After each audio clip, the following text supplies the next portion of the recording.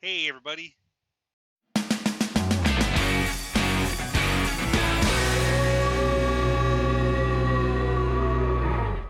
Welcome to the Blodgett Show.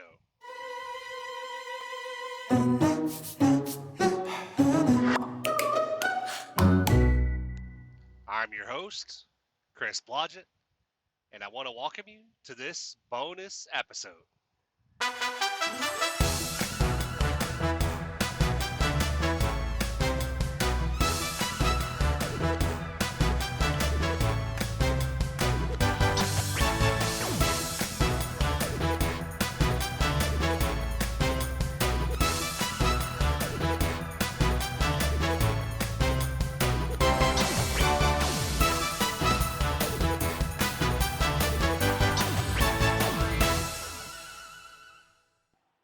Hey, everybody.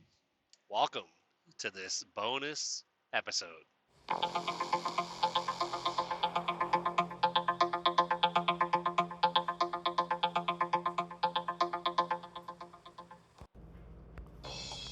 Hey, guys. Welcome. I hope everybody's been doing well this past few weeks, and I apologize about my absence. It's not going to be a normal episode. I'm actually wanted to drop in your feed this week, kind of on a odd day, mainly because of it's not Tuesday, it's not Friday, whatever. Well, technically it's Friday, but no stories at the moment. But I do have episodes recorded.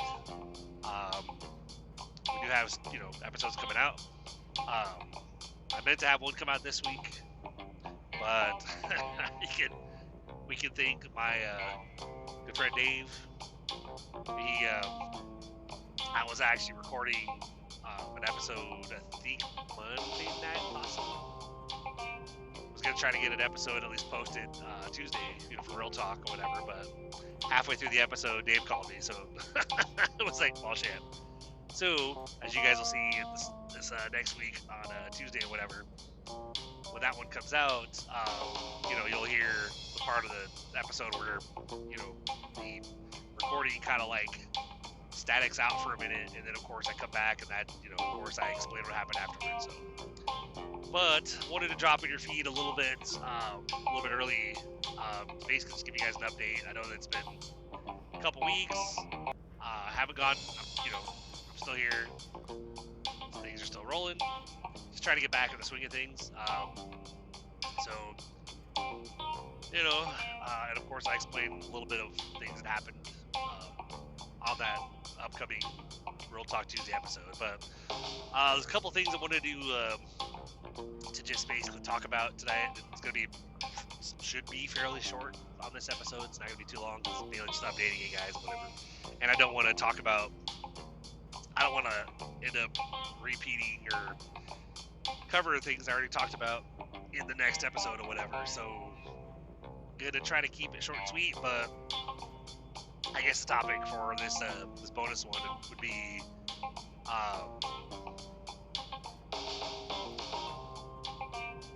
basically doing what you gotta do, even if you're the only one doing it, But also always moving forward, kind of. Because talking to my, I don't remember if I mentioned it in the upcoming episode, the one that's coming out on Tuesday, but basically I am taking steps to try to put myself in a better credit situation, better financial position. Not just a better one, but like I'm trying to like drastically improve it, and I'm working on basically getting me in the position where I can actually be able to buy our house, become official homeowners in the next 12 months. But also, some of the things I'm working towards with that process is basically being able to, launch, or be able to basically be an official business owner, business funding, all that stuff. Build not just my personal credit, but my business credit as well. Big plans, like I said, guys, which I believe I mentioned in this next episode next week, which hopefully it did. You guys will probably hear it if I did, obviously. But I don't have a vision board yet, but I've literally set a visual time frame. 2 years from April 1st. So the April 1st, 2028 is when I plan to have at least the next two big milestones of my life accomplished. It's to be having bought my home and be retired officially, like working literally home full time. Making enough through passive income streams, whatever, and continuing to grow and build and whatnot. Because of course, like as you guys know, since I'm a storyteller, I do have book projects in the works that a lot of them are pretty much most of them. I say most of them like there's a lot of them. There's probably maybe like 4 or 5. One actual novel and then a couple of the volumes for the Storytime Friday stories, but I do plan to be a published author and have books out there and stuff. So I have income from that. I have income from the selling merch for the show, and obviously like the passive income from the other streams that I'm doing, which one of them with like the crypto nodes.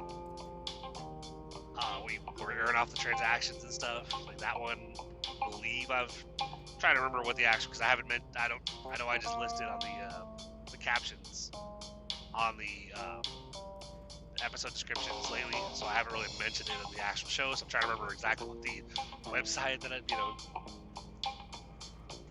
I believe had it redirected to, or I redirected one of my domains I had for something else. I think it was passivebitcoin247.com. That should redirect it, or take you to the. It's basically Bellator. It's like they got different kinds of nodes, and basically, they've officially launched in the United States. They're global. They've actually got a bunch of other countries they've launched it as well. And basically, we get paid in this token, PNIC token, whenever any of their POS terminals that do crypto transactions, basically they do a transaction, and everybody that has one of those nodes, or one of the nodes, we get paid. So check it out, passivebitcoin247.com. But otherwise, I'm going to throw out some other links for you guys. You can find me on social. The podcast social on Instagram is literally at Blonde Show Podcast. Personal socials for me would be Instagram, TikTok, and Facebook. TN Trucker Chris. Find me on X at CEAZ Freedom. And Facebook or YouTube at Christopher Blodge. But and anybody who wants to support the show, by all means, go to blodgetshow.com/support. Much appreciated. Anything and everything helps. Obviously, not gonna lie, been at this a while, not a lot. I really haven't seen a whole lot, but I'm not really, as far as me running the show, it's like I kind of do what I can with what time I got. So it's kind of haven't really gotten too big on the figure out how to promote elsewhere and all that fun stuff. But hey, I do what I can. But hey, that's why I keep it real with you guys. So, but one thing I wanted to point out, or wanted to throw out there as well, as far as if you're looking for, and I want to do a shout out with the company that I'm actually going to be working with in the next 2 weeks. As far as not only cleaning up my credit, but they're also they've been, they're gonna guide and educate as far as building credit, which I'm already working on right now. But before I go into that, I'm gonna do a little shout out to the owners of Helping Hands Financial. I don't know if you guys have heard about them, but basically they are a tax company, but they do credit repair, credit building. I have never come across a company that does what they do. I've come across other companies, and I will do name drops too, like Lexington Law Firm and some others. Worked with Lexington Law and a couple others, basically where you pay $150 a month, and you know, they do what they say they're gonna do, but they do it really slowly. So like you pay $150 a month, you might get a couple of dispute letters sent out. You know, like here and there. It's not like, hey, we're gonna massively attack and try to like accomplish something for you really quick. It's like, hey, it's gonna take a while. Guys, one thing I want you to you know, if you've looked into credit repair, if you're struggling, if you know you have bad credit, lots of charge-offs and stuff, it doesn't have to take years to fix it. It can actually be done at max probably around 6 to 12, but typically 3 to 6 months with helping hands. But you know, it depends on what kind of, like if they're getting rid of like bankruptcy or repossessions and stuff like that, those can take a little bit longer, so like 9 or 12 months, whatever, but not a couple years. It's interesting to be able to say that I was one of them, that I'm actually experienced in you know, working with other companies that basically I paid for their service for like a year and a half, and maybe had like 6 items drop off, but still had bad credit. But with helping hands and stuff, I'm really looking forward to working with them, because they literally will they freeze the secondary bureaus or secondary agencies or whatever, which I didn't even know about. I wasn't aware that there were secondary ones. I thought just the 3 main ones: Experian, TransUnion, and Equifax. But I guess these secondary ones basically are the ones that have all the information, and that's where, you know, so they freeze those, and then they basically go after all the negatives, and they can't verify it because you've frozen those other agents, those other bureaus or whatever. So I didn't know that. I learned, you know, because like there's a, oh man, I wish I could think of the name of the website off the top of my head and stuff. Might be able to while I'm on here all that stuff.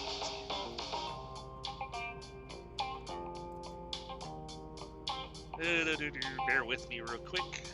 See what I can.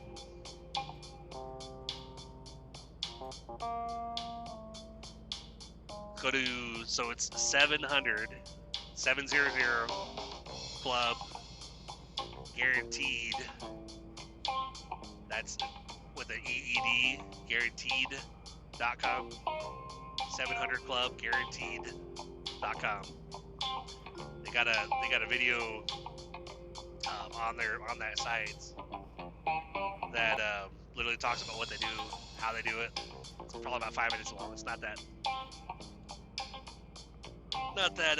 long or whatever. And just go back to recording here real quick. There we go. I had to bring up the browser and stuff and kind of look for that tab, because of course I got like 100 tabs open on my browser on my phone, and so I was able to. So 700clubguaranteed.com.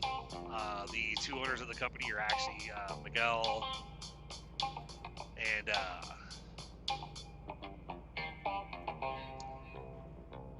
trying to think, what is he? Mahad, I think it's Mahad and Miguel. I'm tired. I'll admit I'm tired. Coming back this week, it's like the week's flying by. It always does, you know. But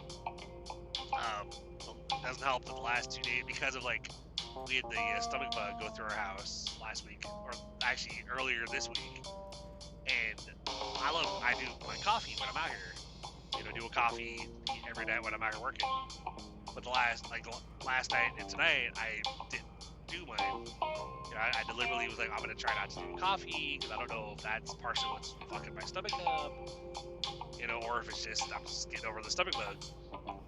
And so I haven't done coffee. Well, then I get to the end of the night. I'm like, oh my God, I'm so tired.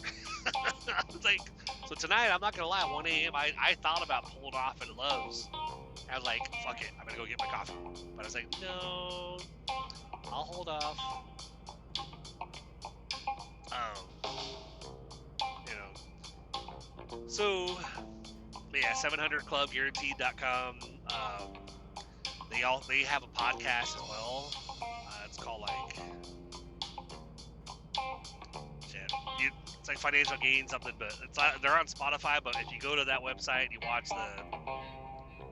I could probably bring it up technically.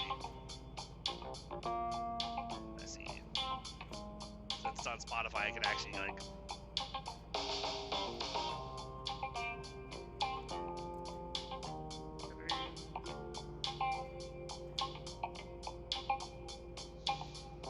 Just one sec here.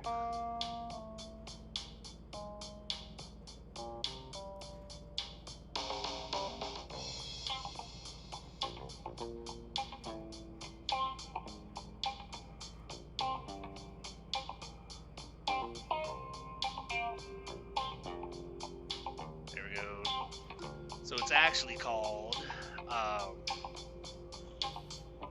the Financial Game, or the Financial Game podcast. It's on Spotify. Literally, their background image is like a blue background, and it has Miguel and Hamad or whatever.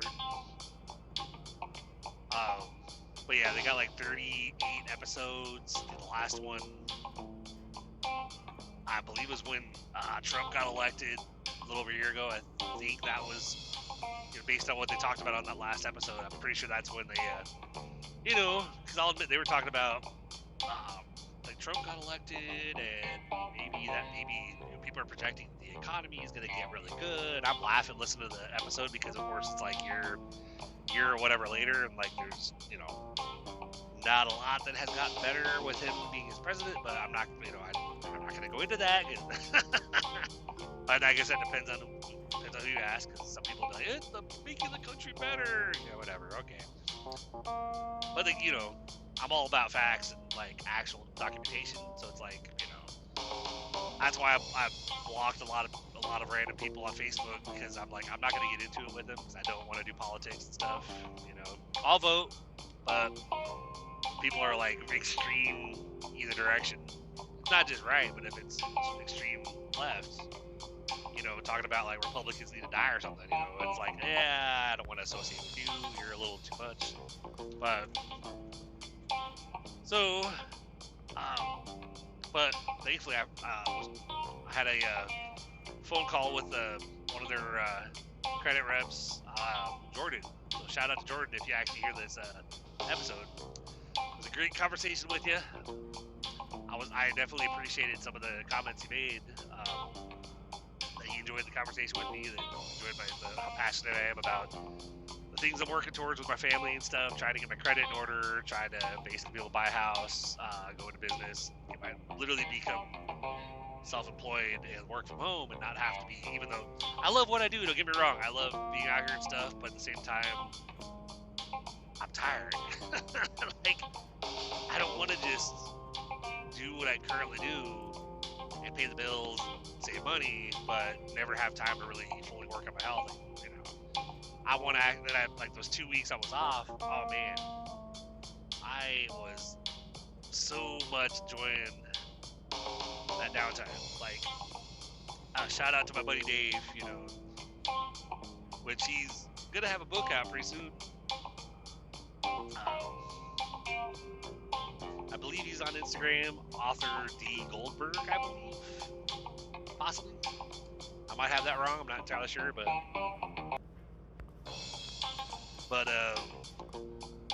yeah, he's working with a publisher and stuff, and they're editing and doing all the finishing touches and stuff, working on his first book. He has a couple other ones that he's completed that are going to be up next, but he's getting the first one published and working on that. So like, hey, that's cool, it's always fun to have little chats with him about, like, because when I mentioned, like, yeah, just like, say, have you gotten to write much about on your work on your writing?" And I'm like, "No, I don't have the time. Like, I'm literally, like I get home, I eat, go to sleep, get up, go back to work. You gotta find the time, bro." I'm like, it's easier said than done. I was like, I don't have like it's part of my issue for my day is I do like multiple commutes. I commute to Kansas City, then I pop to Lenexa, then I do Lenexa, do the St. Louis run, and I do St. Louis back to Lenexa, and then I commute Bobtail back to Kansas City, and then I commute with my personal vehicle back home. So that's like half an hour to Kansas City, and from my house, and then an hour to Lenexa, and then of course when I get back after St. Louis, it's an hour back to Kansas City and half an hour to my house. So it's like that's easily figure. So it's like an hour. Yeah, probably. So you figure at least probably 3 hours, because it's like half an hour each direction from my house. So it's like an hour round trip, and then 2 hours round trip between Kansas City and Lenexa. So it's it makes like I could literally, like, if I were to drive and park at Lenexa, which I thought very strongly about, but then I was like, I'd be putting a lot more mileage on my Silverado and stuff, and I was like, burning a lot more gas. And I was like, I don't know if I want to do that, My boss is basically like, I'd rather you use my diesel, my fuel, than burn your gas and put mileage on your truck. And I'm like, yeah, it makes sense, So, but otherwise, it's like literally I could probably leave at like 4 o'clock from home and be to Lenexa by 5, get loaded, get out of there pretty early, probably be getting back to Lenexa like 3 o'clock in the morning, and then be home by 4:30, go to bed.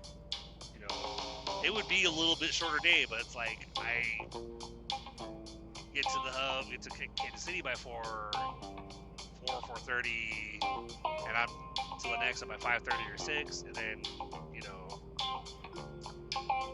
usually get back to Lenexa by like 4:30, 4:45. Get back to Kansas City by 5:30 or 6, and then I'm home by like 7. So it's like it's a long day, So funny thing was, is when I was off for those 2 weeks, I didn't really do much. As far as like, I didn't really get. Part of that was the dog, like the new pup that we've had for now going on 2 months. I was spending a lot of time with her, trying to work on her and stuff, because she has her issues with the nippiness and whatnot. I kind of explained a little bit of something that happened in that next episode. That's why I'm not going to talk too much about it. But I was literally trying to just enjoy the time off, try to enjoy any time with the fam that I got, because my wife was still working even though I was off.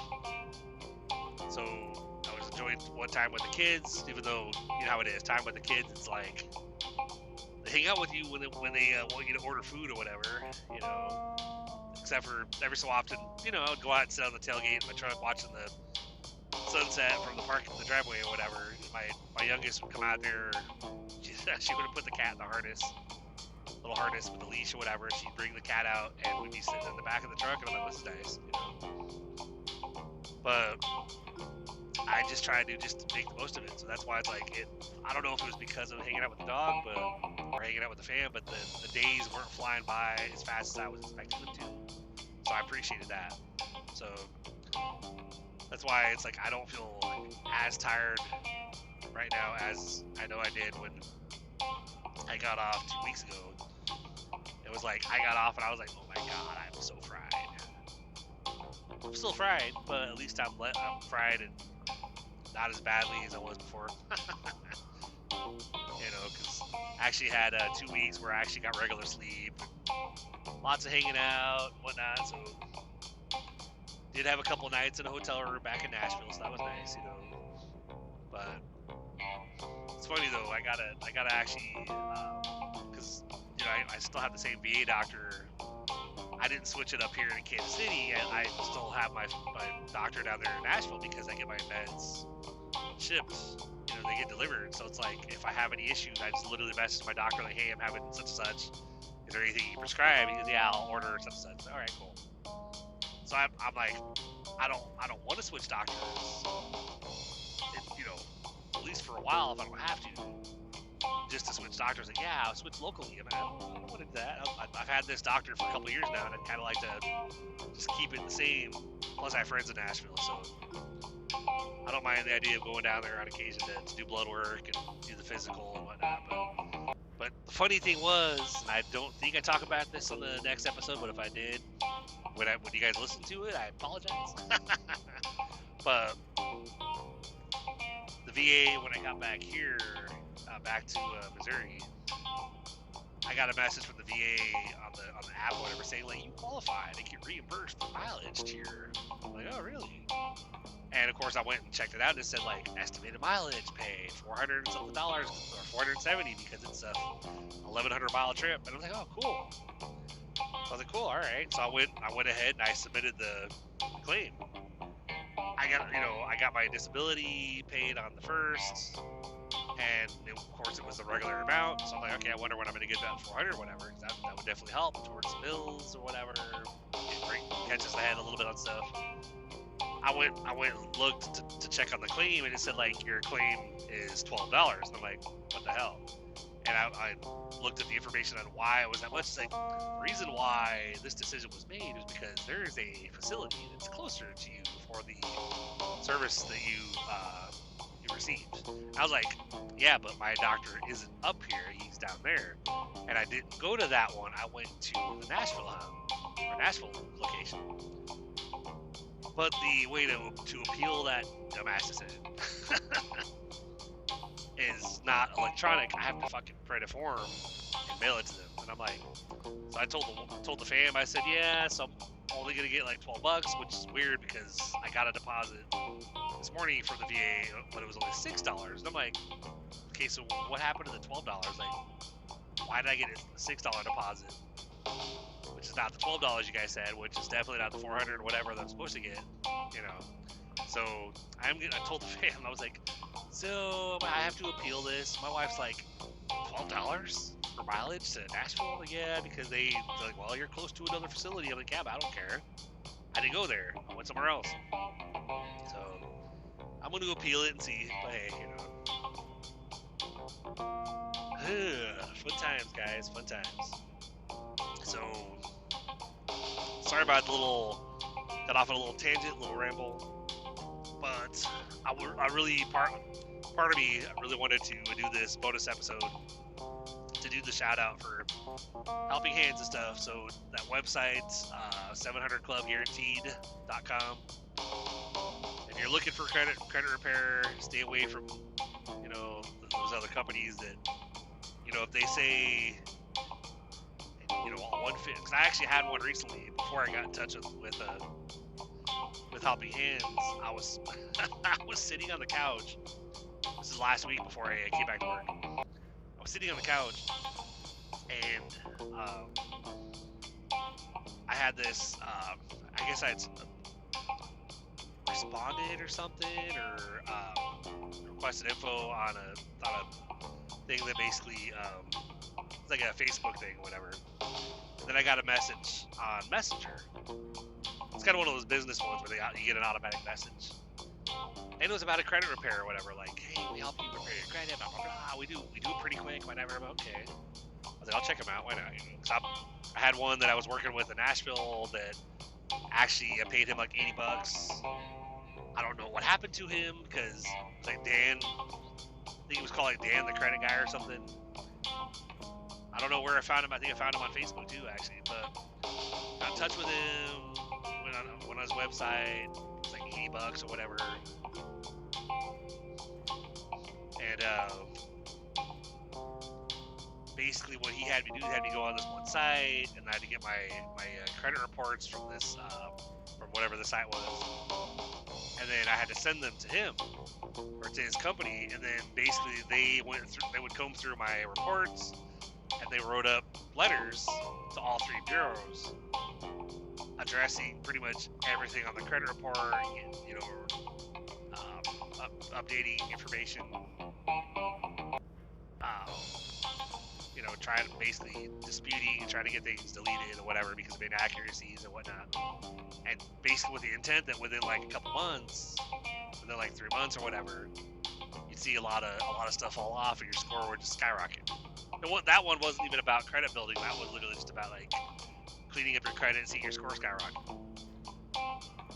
So still not quite as good as Helping Hands. I thought it was pretty good at the time, but then I got the letters from him. There's stuff I had to do, like I had to get like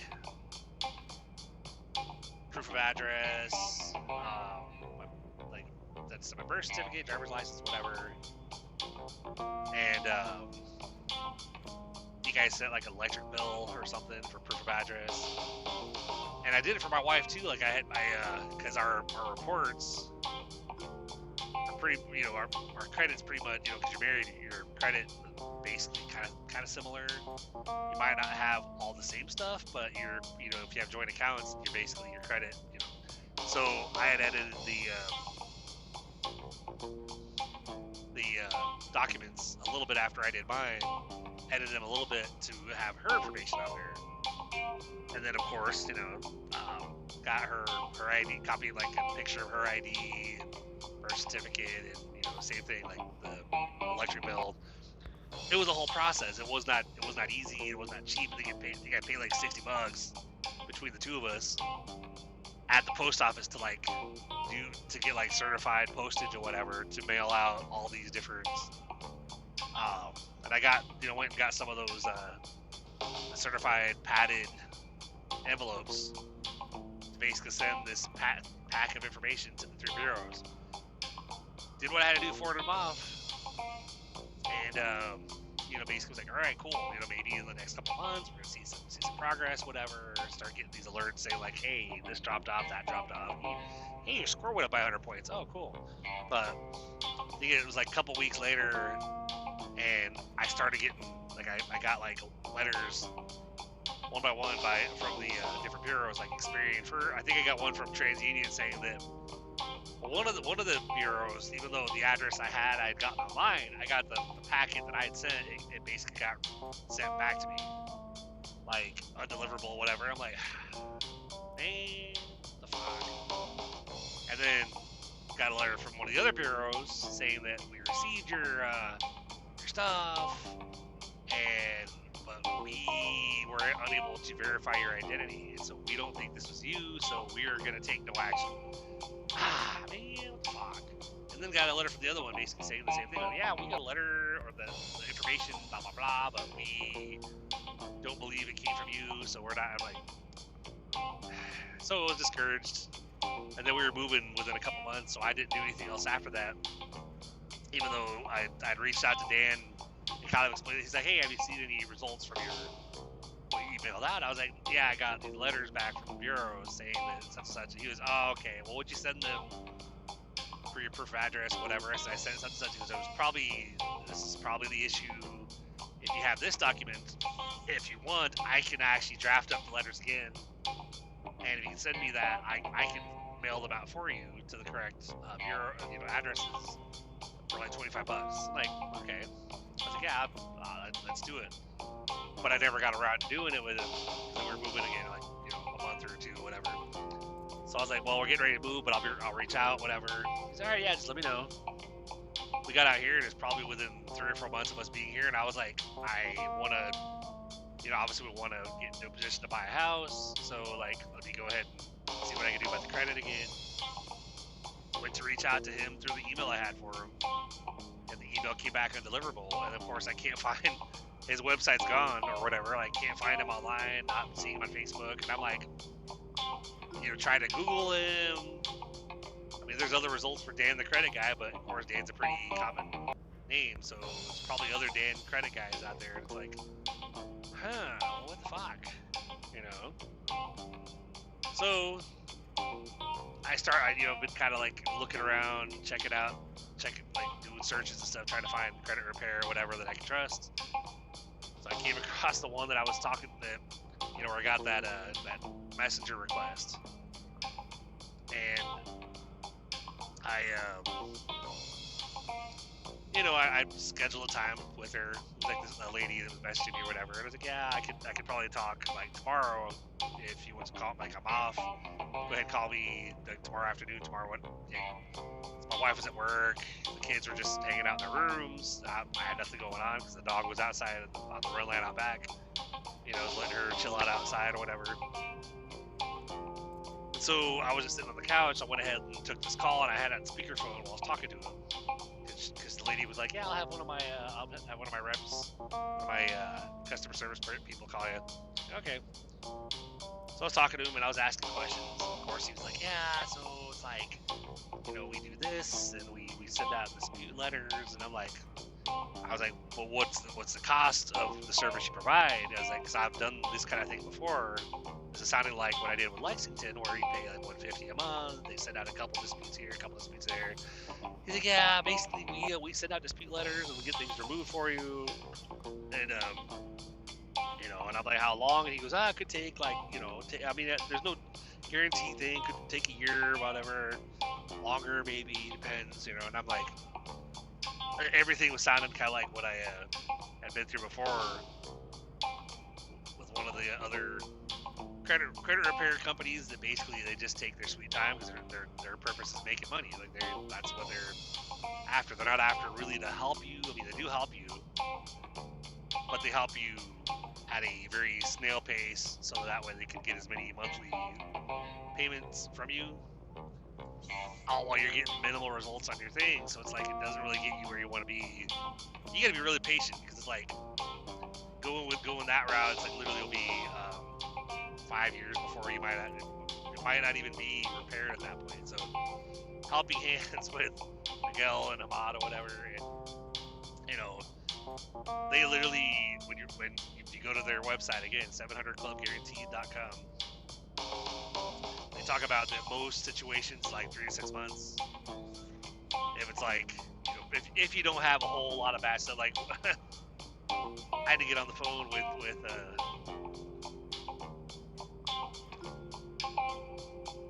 the guy I talked to today, which, like, you know, again, I'm tired. My mind just blanked. I'm like, who did I talk to today? Man, so tired, man. Hell, I had it happen earlier too. I was leaving the hub in St. Louis to head back towards Kansas City, and there's, you know, when you, as far as like speaking positivity in your life and like manifestations or whatever, one of these things that I say every single day to try to continue to speak positivity into my finances and, you know, manifesting abundance and wealth, whatever. Started to say this phrase that I always say every day, and I got halfway through and suddenly I was like, "What's the rest of the phrase?" And I was like, "Holy shit! Like I say this every day. How do I not know what?" But then by the time I got to the security shack, I was like, "Oh yeah," you know, because I came back. So I'm like, but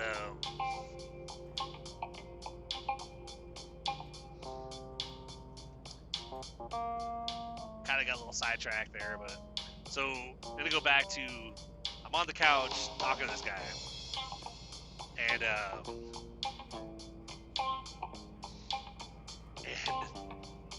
as I'm asking him questions, I'm like, so I'm a little hesitant because I've done this kind of thing before, you know, where I pay $150 a month, and, you know, it's like I don't want to pay for a year. I said I've got 12 months to be able to buy my house, unless we move and go somewhere else. But I was like, you know, we love our house, we love to buy it. You know, we have like they'll work with us 12 to 15 months. You know, as long as we can get qualified at that time. The current property management landlord, whatever, they will literally, like, we could, you know.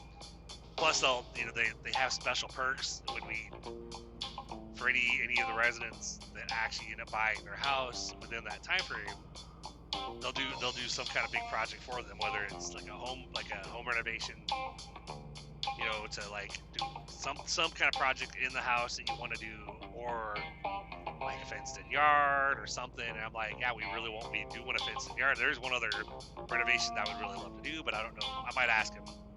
Be like, hey, there's two things. Like, we want to do the fenced-in yard, but we also want to see if we can do a remodel on the master bathroom to maybe make it, because it's long, and it's got like a regular tub shower, we'd have to extend it into like our closet a little bit to make our, because we have a pretty big closet. It's like, you know, my wife on one side, me on the other side. We'd have to extend into that and make our closet smaller to make the bathroom bigger. But it's kind of what we thought about, like making the bathroom, do what we could to see if we could make the bathroom bigger and having like a better shower situation in there. Still have a tub, possibly, but you know, maybe like a walk-in, one of those walk-in, we close the door tub where you can technically sit down or you can get in the tub or whatever. You know, something that's better than what we have now a little bit, and more room and whatnot. So I might ask him, but hey. So I was explaining to the guy, like, hey, we have we have like 12 months to do this. I can't sign up and pay $150 a month and then have it be like 12 months and we barely budge. He's like, so I was like, I'm just hesitant because, you know, this sounds familiar. And he said, well, let me send you a link for where you can look at our reviews. Okay. And of course, like he sent me, so he texted me a link to Trustpilot. And of course, you know, 5-star review, blah, blah, blah. I looked at a lot of positive reviews, didn't see any negatives, whatever. But of course, I'm instantly skeptical. I'm not saying anything wrong with Trustpilot. I know Trustpilot is, you know, obviously there are legit reviews that companies get, but I also have heard, I had a suspicion. It's one thing if you have reviews on a site that you can't actually manipulate. So like literally he sent me that link, and the first thing I did when I looked at that Trustpilot reviews is I opened up another browser. I typed in Google, can Trustpilot reviews be faked? Very first response, and this is kind of me trying to educate you guys out there too, like follow your gut. My gut the whole time was telling me, yeah, don't you know, sign up with this company. Not saying they're scammed, but just don't sign up with them because you're gonna basically just pay money and not see it. You know, you're not gonna actually accomplish what you're after. So the first result on Google literally said yes. Reviews on Trustpilot can and often are faked, mainly because companies can basically buy reviews. They can pay to get. It's like paying for traffic, like you get, or paying for bots to comment on stuff, or paying for followers, like buying followers on Instagram or something to make your account look like you're this big ass account. You have 2 million followers. It's really nobody real. It's just your account. So immediately I went back to the call and I ended the call. I blocked the number. I went onto the messenger and I blocked the account that the lady was messaging me from, because I'm immediately thinking, yeah, I don't trust this. I don't feel confident that this would be a good idea to work with them. And literally, I didn't realize at the time, off to the side, my daughter was right behind me. She goes, so was that a scammer? And I literally went, Jesus Christ. Because I didn't realize she was there. And so I laughed and I was like, well, no, I don't think the company's a scam. I said, but I've worked for the company like that before, and basically you pay basically the whole point that what they try to do is they get you to sign on with them, start paying them monthly, and then, you know, you're paying for it for a while. You might see one thing edited here, one thing deleted there, and you know, you don't see the results. And at the time, when I'm doing this, like because thinking about it now, I hadn't had anything to do with Helping Hands yet. Hadn't you know, been listening through the podcast, you know, through the Financial Gain podcast with Miguel and Hamad or whatever. So knowing what I know, it's literally like now I'm trying to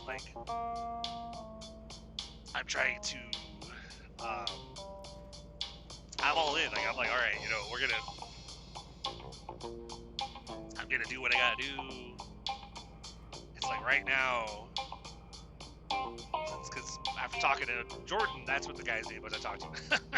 Sorry, Jordan, if you're listening to this episode, you know, literally my mind blanked earlier, and I was like, I mean, mean, I remember the guy's face because like I was on the call while I was on my way over to Linux. Like I wasn't on video, but his camera was on, so I could see him on camera, but my video wasn't on because I was literally I had the headset on, was just audio since I was driving or whatever. Because I was kind of why I scheduled it that time. So I was like, hey, I can talk, I just won't be on video, but I can do the call and talk to you and whatever. Like, yeah, it's fine. Like, all right, cool. So, but.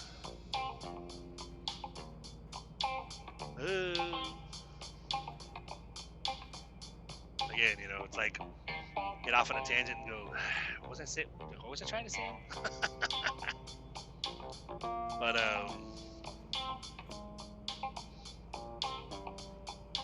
you know, we're dealing with like ever since going through the podcast and talking to Jordan, and I remember what I was gonna say. Like,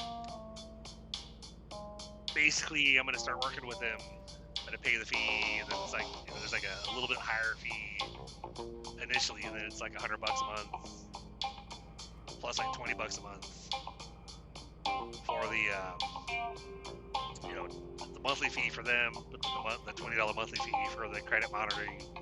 So that way you can keep, you know, and then you while they're working on your stuff, you're working on build credit by getting active accounts on there, lines of credit, whatever, credit cards that you keep less than, when you get these credit cards, keep them below 7% utilization. Or like I told my wife, she's like, well, it says that's what, you know, one of the things like I'm kind of trying to do with my family different than what was done with me as a kid, because like I don't remember my parents are pretty they've always been, my mom made really good money, my dad was retired military, but we always had a nice house, they, you know, always had what we needed, if we needed, you know, to, like new clothes or shoes or whatever, like, you know, but I don't remember my parents ever having any financial talks with us, you know. So I never, like, you know, getting out in the world and getting married to my first wife, and basically, you know, I had a couple credit cards back then that were a couple grand each, whatever, and it's like I felt like I was on top of the world. Like, hey, cool, got approved for a $3,000 limit, awesome. But then you get laid off from your job and you use that card to live on, like pay for groceries, whatever. Too many people. And this is one thing that that's on the podcast. If you guys go check it out. Especially if you got bad credit and you want to actually like fix it and actually like turn your life around, your financial life around, definitely check it out. They're definitely worth talking to. But a lot of people use credit cards. They'll put them aside, and be like, "It's only for I'm gonna hold on to it in case of emergency." You don't want to use credit cards for emergencies. Like, you want to have the credit cards and keep the usage really low. And then, you know, bit by bit build your credit lines up. So that way you have a lot of credit available, but you're not using a lot of it. So that way your score is going to continue to go up. Your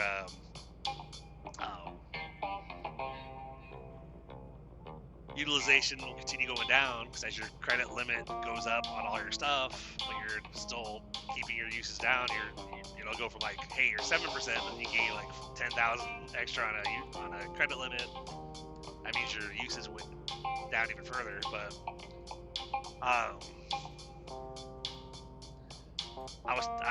you know, while going through that podcast and when I was scheduled for the call 2 days ago, it was like, I think I talked to somebody on Tuesday, and it was scheduled the call for Thursday afternoon or Thursday evening or whatever. And you know, I was all motivated, like after watching the video and then starting the podcast and talking to somebody on the phone.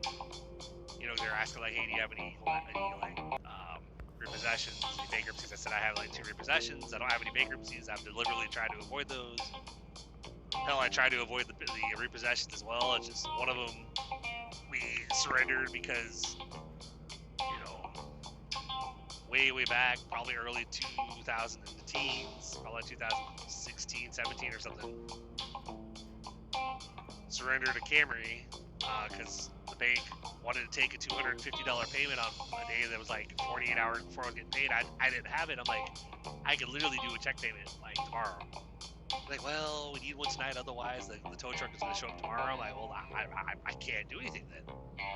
I was like, I can't pay you right now. I don't have the funds in my account. But if you give me 24 hours, well, unfortunately, I'm like, okay. So we saw the tow truck driver show up the next night or whatever, and we saw him hook up to the car, drag it out of space. And I literally walked out there, handed him the keys, and here you go. He goes, oh shit, I've never had this happen before. Yeah, I was like, we knew you were coming though. He's like, so what happened with the bank? Like, I was like, I tried to work with them, but they, basically we said we needed 24 hours. We could have made the payment. They still they kept the repossession on there, so we're just gonna let it go. He goes, oh, okay. Thankfully, he let us grab stuff out of the car, which we probably could have done that sooner, but. So,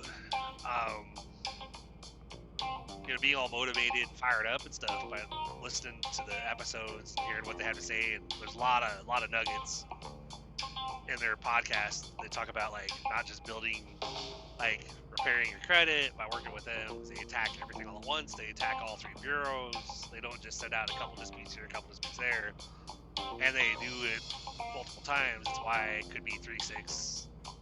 If you have repossessions and stuff, could be 9 months for those, but for like charge-offs and stuff like that, could be no later than 6 months. But they also talk about like business credit, like being able to get like business funding, business credit cards, stuff like that. Like they go into that a lot, and I'm like, I'm very interested in this because I've heard about business credit and stuff like that, and like, I could tell, and so I did a message in our group chat with my family, basically like talking to the kids, because my oldest does tattoos. She has like tattoo equipment. She's tattooed her older sibling. She's tattooed her boyfriend. Tattooed herself. She doesn't make money with them. She doesn't sell them yet because you have to go do like get like certificates or something. I don't think you gotta get licenses. I think you just gotta go to like training and actually get like a certificate or whatever for saying that you're certified, whatever. But I'm like, she could totally do her own business. And my youngest artist, like she's done like art projects and stuff. Like she draws, but she also does like crafts and stuff and things that she's like, I would love to sell my stuff. So I could totally. And my wife wants to do a food truck.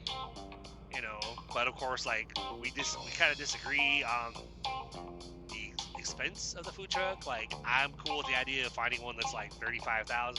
Maybe we gotta put some work into it, but not like brand new, but still good. My wife wants the one that's like $85,000, bells and whistles, fancy as hell. And I'm like, yeah, but that's $85,000. She goes, yeah, but it has all the bells and whistles. Don't need to add anything. It has all the stuff. I'm like, yeah, again, but like $85,000 though. I was like, so I could totally see my wife and I both going through doing this, not just the repair, but then doing the building process, and my wife getting funding to be able to start a business. And me, I would get business funding, but I would, obviously my business would be more geared towards bringing in passive income. So I'd be like a LLC or whatever, but I'd be investing in properties, like being Airbnbs, probably maybe doing like properties like tax liens or something, and hiring my bro Rico from the Keeping It Real segment to to come out here to Missouri or whatever and help me like rehab whatever needs to be rehabbed, and then basically like share the profits with them when we resell it, or if we find a property or find properties that we can turn around and find a property management company and rent them out and have like a monthly income from those.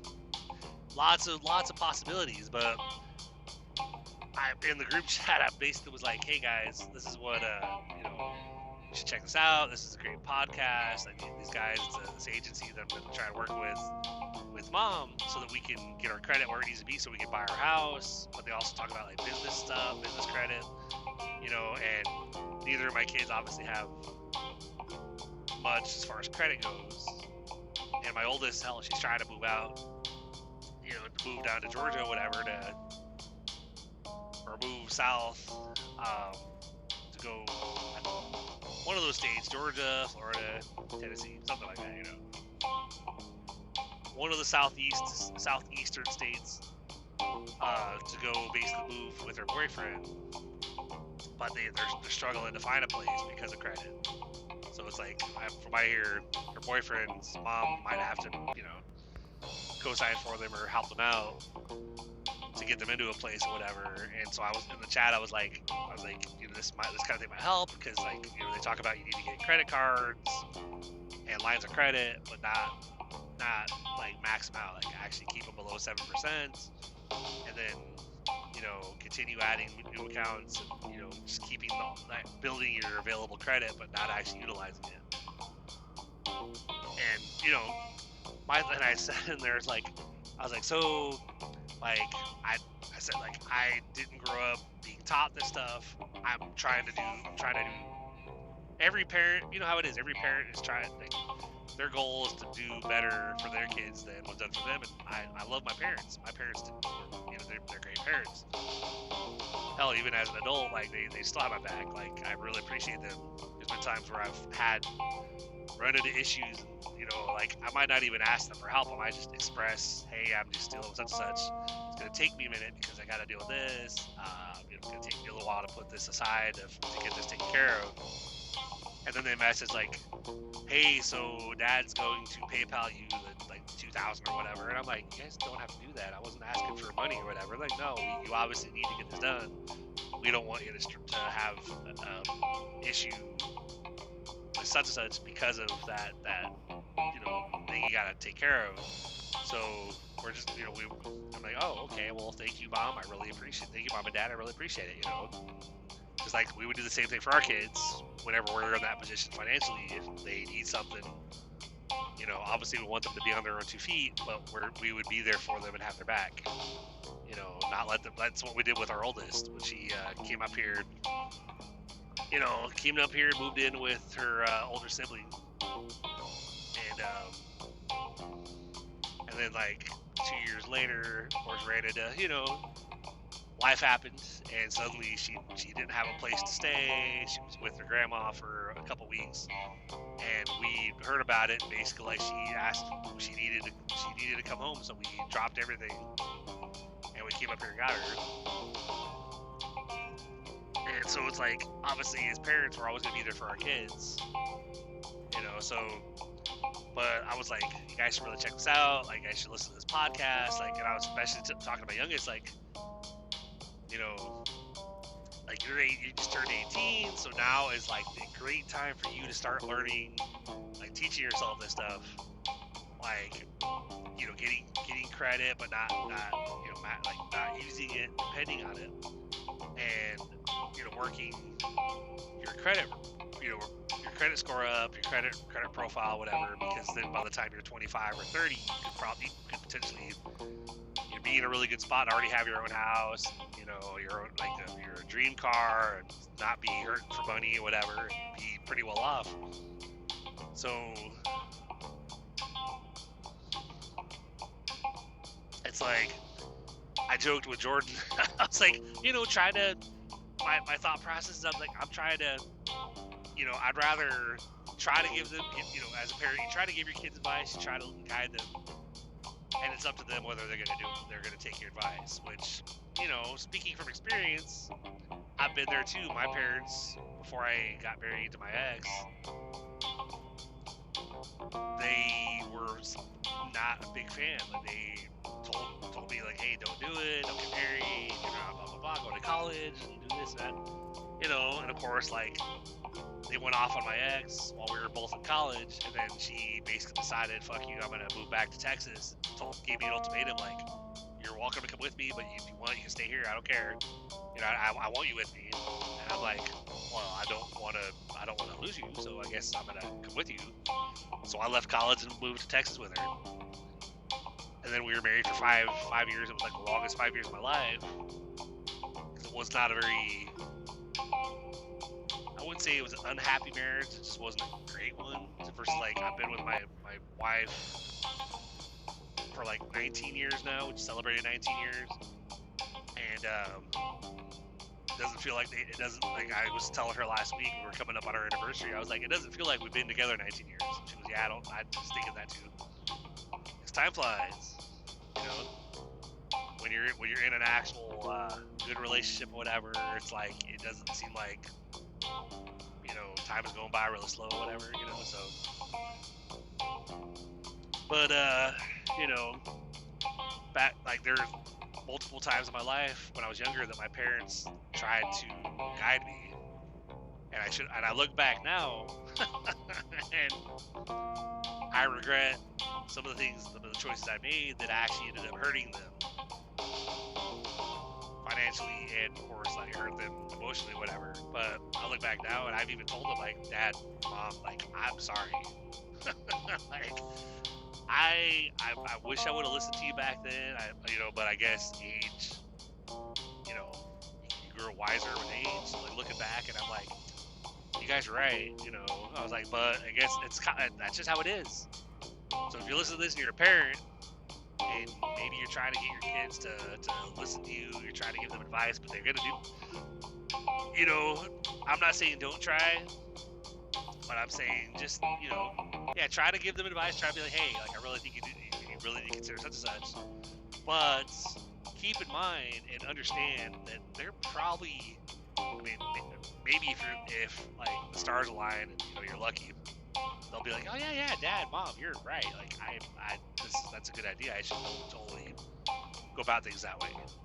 But most likely, they're gonna do what they're gonna do because they think, you know, it's their life. They think that, you know, what their plans make more sense. Like with our oldest, you know, like she's planning to move out of state to go move in with her boyfriend and have her and her son and her boyfriend or whatever. Probably, I'm guessing, future husband, you know.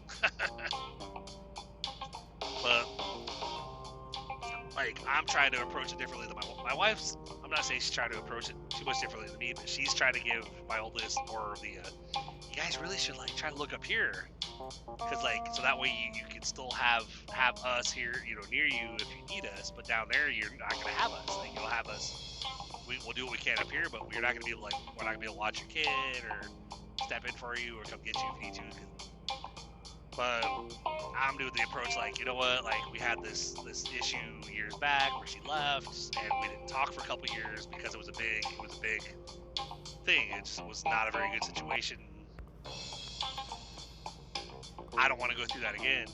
I want to maintain a good relationship with my kids, so especially, you know, like both of them, but especially my oldest, since we've already been through a rough time. We're good now, but I'm trying to do the whole, you know what? Like, I'm asking questions like, so how, like, any updates on the house front? Like, did you guys find something? I'm like, I'm looking at it like, yes, obviously I want her to stay up here because I want to be near her and the grandkiddo, but again, like what I said earlier with, like, your kids are going to do what your kids are going to do no matter what you, like, you know, maybe you get lucky and they actually, okay, yeah, you make a good point, Mom or Dad. Probably, most likely though, they're gonna take your wisdom, but they're gonna think, nah, I'm gonna go do this because this actually is what I want to do. I want to have my own place. I want to be on my own. Okay. So I'm basically approaching it like, you know, because obviously, like, I want her to have what she wants. I want her to be independent, you know, have her own place, whatever. But because I also want, you know, what you want. You know how it is. Like, you don't want to have your kids like have to depend on you. And you know, it's been since we've been up here. Like, she's working now. Stay in your lane, dude. Got this truck on past that kind of drifted in my lane. I'm like, no, stay over there. But you know, you want them to be able to get on their own 2 feet. It's like pretty much between me and my wife, we handle all the financial stuff. Like I get the house payment paid. A lot of times the utilities as well. My wife, she covers like her own car payment and other miscellaneous small bills or whatever. But my, my oldest is basically, she lives at home. Doesn't have to pay any of the bills, but it's all, always like obviously using electricity and like doing tons of laundry because it's her and her kiddo. So it's like she's using the utilities, but we try not to ask her for much of anything. So that's part of why when talking to like friends of mine about the situation, like, hey, there's like Allie's looking at moving out in a couple months. And they're like, does she pay any of the current bills? I said, no, not really. Like like I said, I pretty much handle the majority of it. So my wife handles a little bit, but as a breadwinner, we take care of everything. They're like, they're asking questions like, well, like, has she ever paid her own bills? I said, well, she lived on her own for 2 years when she moved out, but she was living with somebody. So I was like, I'm not sure how well it's gonna go, but I was like, I'm just trying to be supportive because it's what she wants. Like, she wants to go down there. She thinks it's the best thing to do. So I was like, I'd rather support and have her go down there and live life. And what do they say? Sink or swim. So, but on the chat, that's why I was trying to be like Allie, like you and Logan should really look into this. Like some of these, like basically some of the things I'm trying to do right now, before getting officially started, is I'm trying to work on the credit building part. So I've got my self credit card that I believe I actually saved from getting it closing. I managed to get like a payment in at the tail end when literally the day that says like your self credit card and it's closing today, and I went on there and made a payment thinking, crap, I lost it. But of course it didn't fully close. It went from 80 days past due to 5. I'm like, did I keep it from closing? Like, do I just need to now pay it off and I'll still have an active card? Like, oh man, that'd be awesome, because I thought I lost it, but I'm thinking I managed to save it. So I got to pay that off to get the utilization on that down. And I restarted there's a couple other services like DeFi for, it's kind of some free advice for you guys. If anybody who's also trying to think about repairing their credit, building whatever, you can't just delete stuff and clean up your credit report. You also want to build, have open accounts, that are in good standing, and like their credit card accounts, you want to have them not much on them, so that way, keep your utilization down, because then your score is going to continue to grow. You're going to continue to grow your credit lines and stuff. But I was telling my oldest, I was like, you and your boyfriend need to, look into these like self credit builder. I signed up for one earlier called Super, like super.com or whatever. It's like the program is like Super Plus. And you literally, it's like $5 for the first 60 days, and then after that, it's like $15 a month. And they literally give you a credit line of like 15,000 or 5,000, and they give you a card technically. And if you want to like use that card for that 15 or that 5,000, I don't know why I keep saying 15. But if you want to use that card for the 5,000, it's like a secured card. Like, you'd have to actually add money to it to be able to use that card. And I'm like, well, why? Hey, I'm just gonna add money to the card just so I can use the card to then also build credits of using the card. I'm like, if I've already got the 5,000 being reported as a credit line, why do I need to add money to the card and use that card and spend? I was like, I'll just take the credit line, saying that I have available credit. Like, I'm good. Like, unless I add like 20 or 30 bucks on there and spend a little bit, so it shows like you spent like 20 bucks out of a $5,000, show the real like low utilization of that 5,000. So, and then of course I added the rent reporting on that as well. So I had to list my landlord or property manager's information and their phone number and email. So now they're in the process. And then of course I had to connect my bank to show, the rent payments or whatever. So I guess they're getting in touch with the property management to verify the lease information I pay like an extra 15 because it's like free moving forward, but it's like 15 to backtrack the past like 12 months as far as like reporting from the last 12 months. So it's like I'm looking forward to when they verify that because that'll show rent for the past 10 months, for the past year practically, and then moving forward. Plus I got the credit line. Plus I've got the the credit line that I got to pay my first 25 myself, and I got the credit card myself that I got to pay off and keep that, so that way it'll be a positive account, and just making moves, making steps. As I got at the tail end of that call with Jordan earlier, when he was like, when I asked him like, he's like, yeah, we have the special going on. I said, will that special still be going on in 2 weeks? Because I could probably do that and get started 2 weeks from Friday. He goes, yeah, we could do that. I'll talk to the boss. It'll be fine. We'll get it set up for you, and we'll get you started then. I was like, cool.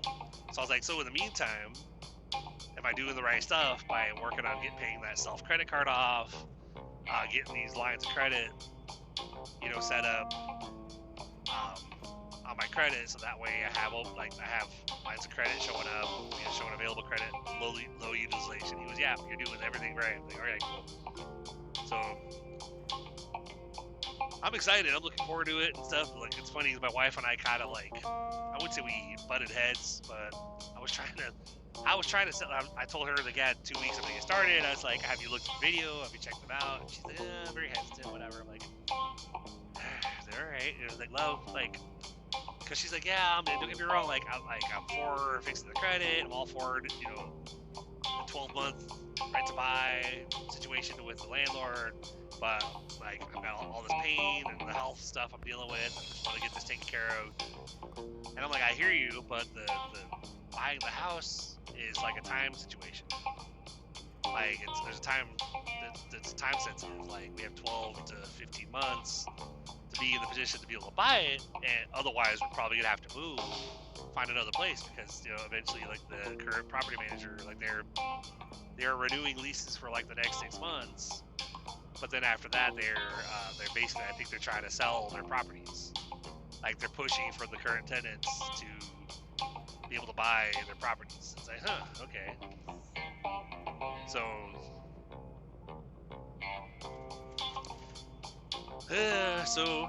I thought, well, I told her, I was like, well, at least I'll try to do what I can, and if it ends up, I have to be the one to end up getting the mortgage myself, because I can't apply. I had said to her, I was like, well, if we don't both do this, it might end up being just me on the mortgage, because if you're not there yet, because we waited, then that just is what it is. She's like, well, I'm not saying I'm not going to do it. Like, I get you in there, then maybe a couple weeks, and then get me in there, but right now I'm stopped. I'm like, okay.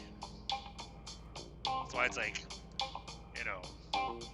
sometimes you gotta do what you gotta do, despite what people around you do, because like you can't control others, you can't control what they do. Like you can't force your kids to actually get their license to drive. Can't hell, sometimes like I struggle even getting my youngest to be able to go to school, because like I'm sick. Like, oh, like, you missed too many days. It'll be fine. All right.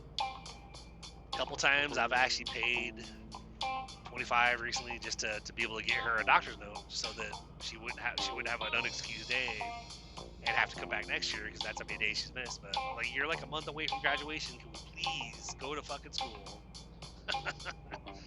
Please graduate, because like, if you're in school next year, I'm going to be saying, I tried to tell you, like, I've been telling you, go to school, and you're like, well, yeah, but I was throwing up. I was like, yeah, but me and mom, if we're sick, my wife does call out on occasion, but for the most part, me and my wife, if we're sick, we're up, if we're able to get out of bed, like we're literally going to work. If she's throwing up though, because she works with food, she has to call out, because she can't work around food and be the flu and whatnot. But me, if I could be upright, because I'm out here by myself in the truck, I'm out here, So, but anyway, guys, again, I'll throw that website out there for you, 700clubguaranteed.com. Go watch the video if you guys are looking for credit repair or whatever.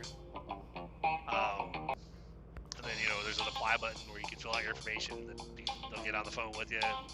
Then they'll schedule a call, kind of technically a Zoom call, but, for me it was like literally audio, but I saw Jordan on camera or whatever, and was able to kind of talk about things like what I'm looking to do and stuff like that. My goal of, being fully working from home in like the next 2 years, and homeowners in the next 2 years, actually the next 12 months.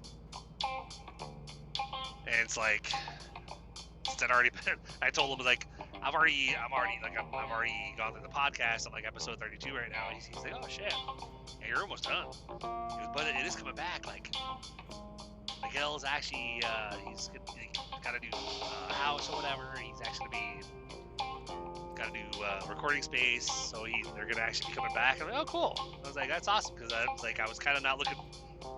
Whenever there's like an end to a show, I never look. I always like dread getting to the end of the show because then you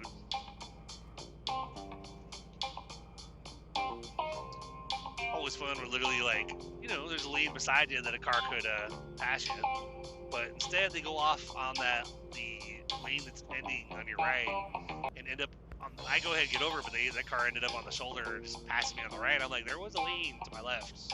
You could have passed me. Ugh, dumbass motherfuckers. But that's what they call four-wheelers for you. A lot of dumbasses out here that shouldn't be driving, but hey, But there's a lot, and I'm not, and of course, truckers, there's bad ones of those out here too. You see a trucker comes out, or if you see a trucker at a truck stop that comes out of his cab facing outwards, stepping down the steps facing away from the cab, that's dangerous right there. We're not supposed to do that because basically you can trip and fall literally on your face or on your head. And you see ones that get out of the cab wearing flip-flops. Not supposed to be wearing flip-flops because that's technically you should wear regular shoes, but like a lot of trucking positions, they obviously better to be in like boots or whatever, steel toe, whatever, depending on what kind of trucking you're doing. But so there's bad truckers out here too. So we're not all good. Just like four-wheel drivers, like the car drivers, they're not all bad. There are a lot of bad ones out here that tailgate or weave in and out of traffic, cut people off. They're the ones that you see either like down the road, there's a big pileup because they cut someone off, caused an accident. Not worth it, but anyway, y'all, I'll quit rambling. I know this episode's gone on a little bit longer than I intended initially when I hit record, but hopefully I gave you guys some gold nuggets. And who knows, if Jordan and Miguel and Hamad or whatever end up checking out this podcast, because as Jordan did actually ask me, text me your podcast. I'm like, oh really? Okay, cool. Because I'm slowly growing it. You guys check out the Instagram at Logic Show Podcast. I'm slowly getting a follower here, a follower there. Randomly, it's like, you got a new follower. Oh, cool. So it's a fairly new social media account. That's why there's not a whole lot of followers, not a whole lot of posts at the moment. But with the time I have available, I'm doing what I can. At some point, the show will be huge. Have a lot of listeners. Have merch. Have donations coming in to support the show. Lots of stuff. But I am literally a one-man show, one-person show. Because eventually maybe I'll be working with my kiddos or whatever. But right now, one-man show. It's all me. Everything you see on here is basically me trying to do what I can to make it work. And continuing to move forward and refusing to quit. So it's like those. So to close it out, guys, it's like those the things I always say. We only fail if we quit, give up, and walk away. So as long as you keep getting back up, every time you fall down, every time you fail, you get up, you keep trying, you haven't failed yet. And one other saying is we have to believe we can, believe we will, and we're already halfway there. And and then all we have to do is go out there and make it happen. And anything that you want in life, no matter what it is, you can make it happen. It is possible. Hell, being rich, having $1 million, having a fat bank account, having the house of your dreams, multiple businesses. It's one of those things that I try to talk about with my family, with my wife and kids, because it's been said at home a little bit, a couple times, like, where they talk about like my wife, for instance, like former coworkers, she's talked about like them complaining about, oh, we have 3 houses, blah blah blah, we had to do such and such. My wife basically tells me this. She goes, oh, geez, like, I just want 1 house, and I'm like, well, like, we have to make it happen. Like, I just want my food truck, man. I can't wait, like, someday. And I'm like, yeah, well, I was like, unless you take action, it's like in your life. If I'm not saying you as in talking to my wife, I'm saying you as in general, all of us, if we want things to happen, certain goals, certain career aspirations, certain achievements that we're after, we have to be the one to do it. Like, we have, like, that's why I'm mentioned in that the upcoming episode that's coming out on Tuesday, that I'm probably gonna be getting, I don't know how, I've never done a vision board before, but I've seen them done, I've heard about them done, and so I'm probably gonna be doing one, and I'm gonna be putting a few things that I'm planning to accomplish, and because I've heard about them on like one of these other podcasts I listen to called "This Is Why We Drink," where one of the hosts literally did a vision board, and she had some things on there that she said, like, I had this one employment position that I listed on there that I thought was impossible, but it was my dream, and so I put it on there. And then of course, like 6 months later, she got offered that position, and was totally blown away that she actually got that position. That she didn't expect it to happen. And other things on the vision board a year later, she was marking off, saying that she had accomplished this, she'd accomplished that one, and a year later they're looking back like, I can't believe you've achieved all that. She goes, I know. So it works. Manifestation, power of positivity in your life, believing that you can, and believing that you deserve it, and believing that you will accomplish the thing that you're after.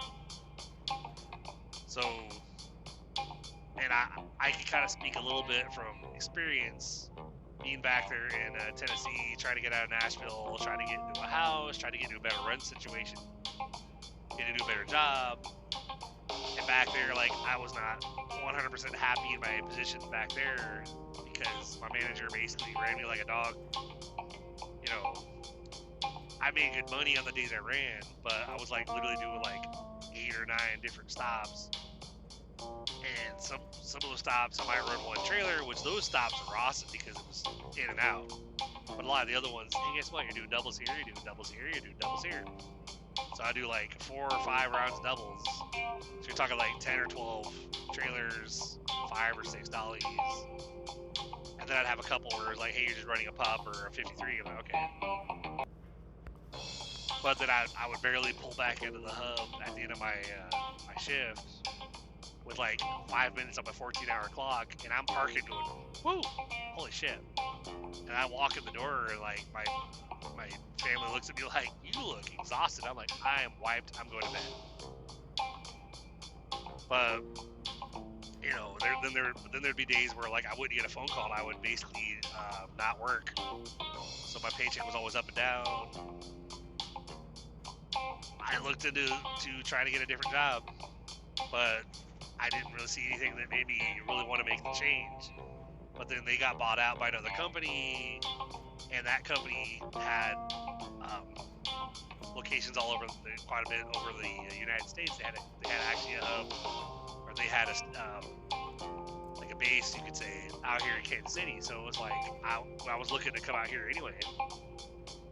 Like technically, by this point I'd already found I got the back pay for the disability, for the VA. I found the housing community out here, the current house, 4 bedrooms, 3 bathrooms, all that fun stuff. Like everything we needed, better than an apartment. Rent's about the same as what we were paying in Nashville, and had already submitted our applications, paid all the deposits, got the approvals, and had a move-in date. And then we were planning the move. Like, all right, so we have a move-in date, we have a mover scheduled. That was a fun thing too. But then I was just like, all right, I just need to figure out if I can transfer up here and still drive for FedEx, or if I have to switch. And thankfully, like, they got bought out. When I mentioned to my boss back there, like, hey, do you know if we could have, is it possible for me to run out of the Kansas City hub for the same company? And he was like, I didn't even know we got bought out at that point. It's kind of when I met the bosses, the new owners. They were like, yeah, we have a hub out there. Like, we'd love to work with you. We can totally have you transition out that way. I'm like, oh, cool, all right. So came out here, took a few weeks off, got settled in the new house, and then jumped in and started driving for them. And I've been like pretty consistent. I think I had like one day that I didn't have. Well, obviously there's been a couple days where like, yeah, don't run today, whatever. But other than that, like, it's pretty consistent. So always moving forward, better jobs. In a house that we moved into as a rental, not knowing if we could buy it. I'd asked them, hey, do you guys, if they ever sell these houses? And I was told, well, they're working on a rent-to-own situation, but I don't know when that's going to take effect. I'm like, okay. But then they switched landlords, then that's basically immediately started hearing about, we have this offer, like, we'll do some big house projects for you, like a fenced yard or whatever, if for anybody that buys right now or buys within 12 months. I'm like, okay, I want to know more information. I was like, because we like our house, like, we'd totally buy it, So, always trying to move forward, So anyway, sorry to ramble on with you guys again. You know how I am, keeping it real with you. And I appreciate you guys hanging out with me on this bonus episode. And like I said, I do have at least 2 Real Talk Tuesday episodes already recorded. Got one edited. The one for Tuesday coming up, that one's already edited and ready to. I'm gonna have to just get that one scheduled. I gotta get, I have like a story written, but I gotta get, other stories. I'm thinking about just doing Real Talk for a little bit, maybe trying to get a collection of stories recorded for like at least a few weeks, like 3 or 4 weeks, and that way I can just basically then just, get them posted, and that way we'll have like a month or a month and a half of stories basically that'll be scheduled, just automatically posting on Fridays. But like I said, trying to get back in the groove, after a couple weeks off, dealing with the hand injury that you guys will hear about on that next episode. I swear, guys, I've seen drivers out here. It's like I'm watching this semi in the lane next to me that's like literally 5 feet behind a car, like riding the guy's ass. Like, you're in a truck. Like, why are you tailgating a car? Like, I don't know why people do it, man. Like, they some of these cars and trucks do it. They'll literally get like 2 feet from the back of a car or a truck. Like, them being a foot back from you is gonna make you get over. Or they'll go off at the shoulder and flash their brights at you, like, you need to get over, man. Like, dude, there's another lane, get over and pass me.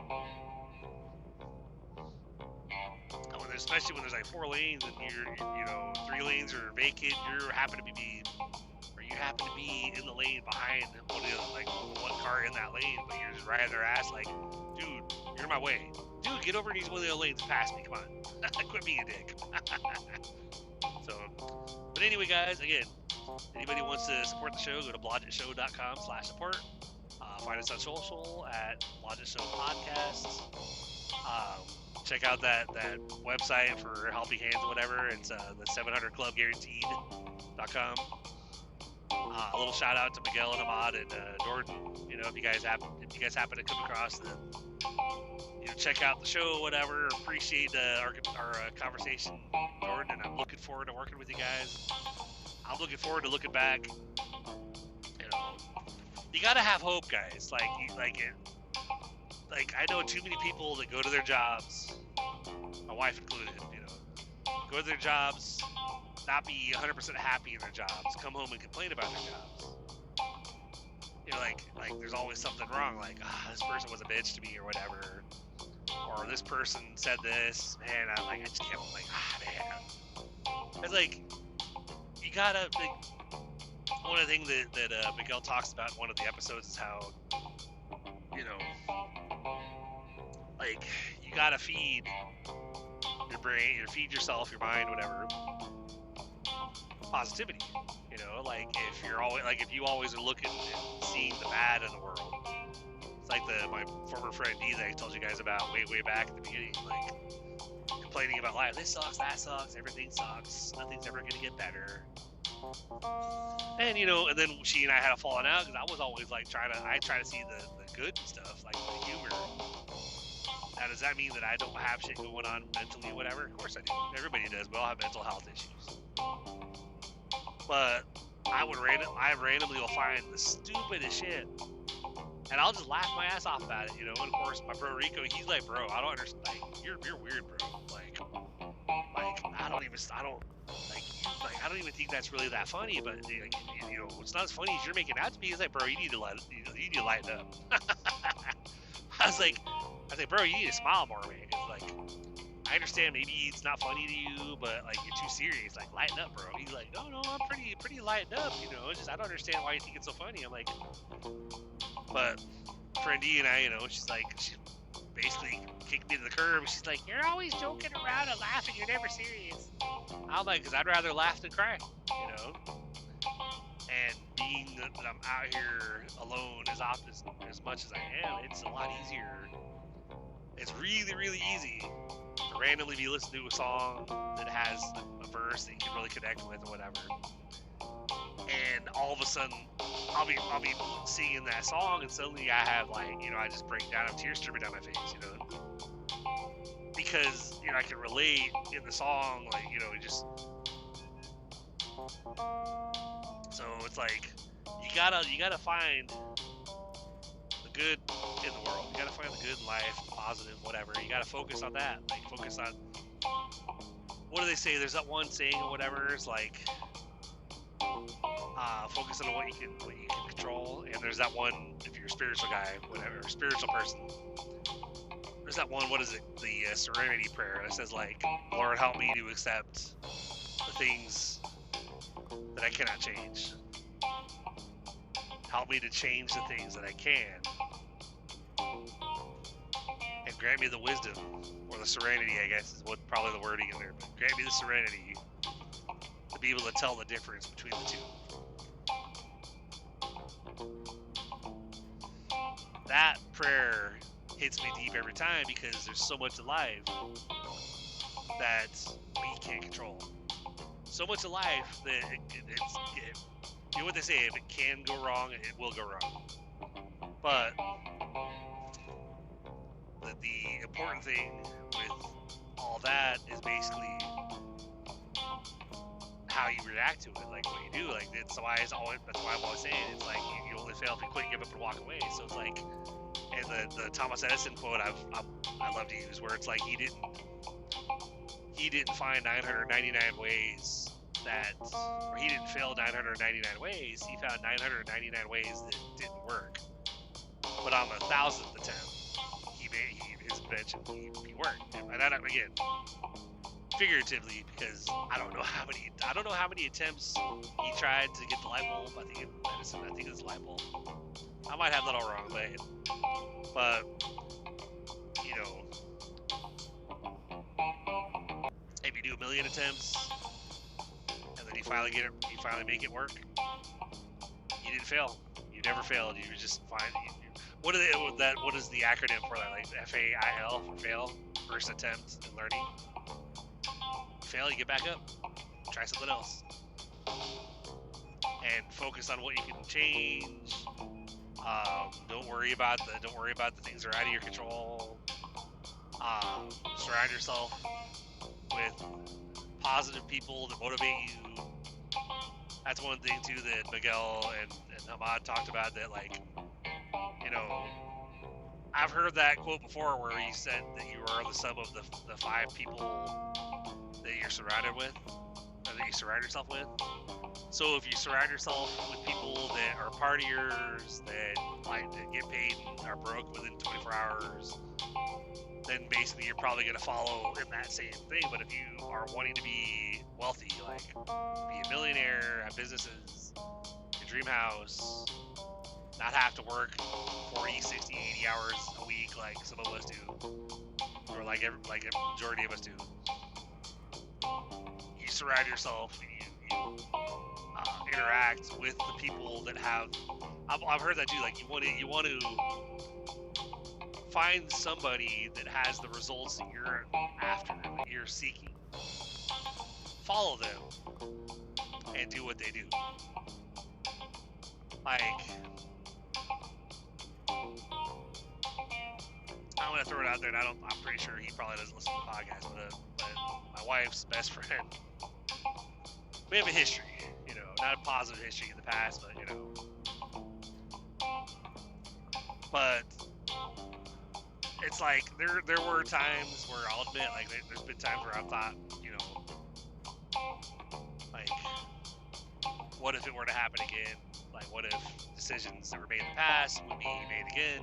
I'm trying to be vague on purpose, trying not to get names or say what happened. But then I think to myself, I'm like, there's been some big things that I've done in our house, like, because I'm always trying to make things better for my family. I'm trying to work towards giving all of us the things that we want, giving us the lifestyle we want. And there's been times where her friend actually is like, Chris, like, man, it looks like such like that you got accomplished over here. How the hell did you do that? That's fucking expensive. I said, I'm just that good. You know, I just made it happen. Or how the hell were you able to pull this out? I just did it. You know, like I set my mind to it. I made it happen. You know, because if you're, you know, always in the I can't afford that, I don't have money for that. You know, like, or saying things like the negative words like I'm broke. You know, like you don't want to use those words. Like you don't want to say I'm broke. You don't want to say I can't afford that. I don't have the money for that. You know, I try to use words like I don't have the money for that right now. Like that's not in the budget right this second, but I'm working on it. So hope I gave you guys some nuggets, some gold nuggets this episode. Sorry for a lot of rambles, but you know how I am. Like I'm just out here keeping it real with y'all. And again, check out that podcast, the Financial Game Podcast. Go to the 700clubguaranteed.com, watch the video, and get in touch with them if you're looking for credit repair and some education on how to build your credit, get to the 700 Club, 800 Club, to be able to get like highlights of credit, to continue building that credit score, to build business credit, to open businesses, invest, really change the lives of your family or whatever, make things happen. You know, like Hamad always says on the show, he's like cash is king, credit is power. You know, but you gotta be able to manage it and stuff, not have like a $50,000 or $100,000 credit limit and max it out, but be able to have that credit limit and manage it to where you only spend what you can pay back, and you keep it under control. You know, we've all been there. We've all got credit cards in the past, and I'm just gonna touch it for groceries or whatever, and we max it out. But then you get laid off, you can't pay your bills, and so your credit card closes. I'm looking forward to working with them and getting in a really good financial situation where, so I've kind of always been envious of my parents because like they've moved a couple times. Like we moved from Nebraska, like into another Nebraska town when I graduated. So of course they sold the house, they bought another house, they sold that house, moved to Iowa. And then they sold that house and moved to Oklahoma. And every time they would sell their house and buy another house, and I've always been like, I have yet to buy one house. Like, we've had apartments, we've rented houses, but it's always been because, credit, and it's like, I really wish I could have found something like this 20 years ago or 15 years ago, back when my wife and I had been together a couple years, because we were trying to buy a house back in like 2012, and I really, really wish that it would have worked out back then, because we loved that house. Like, it was what they call a twin, so it's like a double. It's like a duplex. They call them twins out there, and really, really nice. We had an arrangement with her. We were renting for like 2 years, and we were working on our credit. And of course, like, you're talking to like Quicken Loans, and they're like connecting you with like credit repair specialists or whatever that would say like, oh, you got to pay this off, got to pay that off. And you're doing what they said. Of course, your credit's not changing. So it's like, really wish I would have found these guys back then, but they weren't around back then. So it's like, if you're looking for something to help you get out of that credit rut, you've come to the right place. You're here at the right time. Go check them out. Go talk to them. They can help you get out of that rut and fix what you're trying to fix. So, again, guys, it's like, on here, it's like me trying to give the advice to my wife and kids. Like, my wife will either jump on board with me, or it'll just be me basically getting that rockstar credit and getting us our house myself. And my kids will either take my advice and start working on their credit now at their young age, or they won't, and later on maybe they'll be like, Dad, you were right, I should listen. I'd just kind of laugh and probably be like, well, I figured this conversation was coming eventually. I ain't gonna say I told you so, but I'm not surprised that we're having this conversation.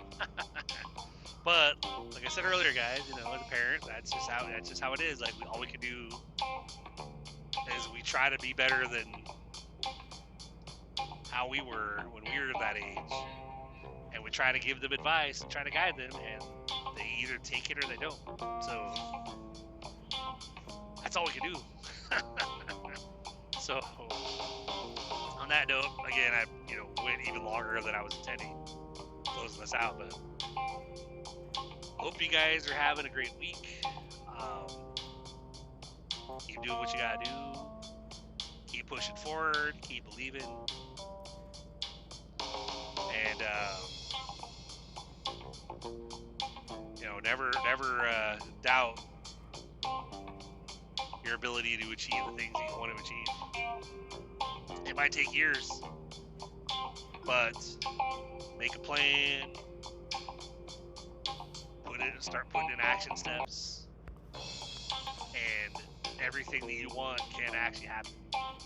But you got to believe it first, and then you got to go after it and make it happen second. And then surround yourself with like-minded people that are going to lift you up and not hold you back.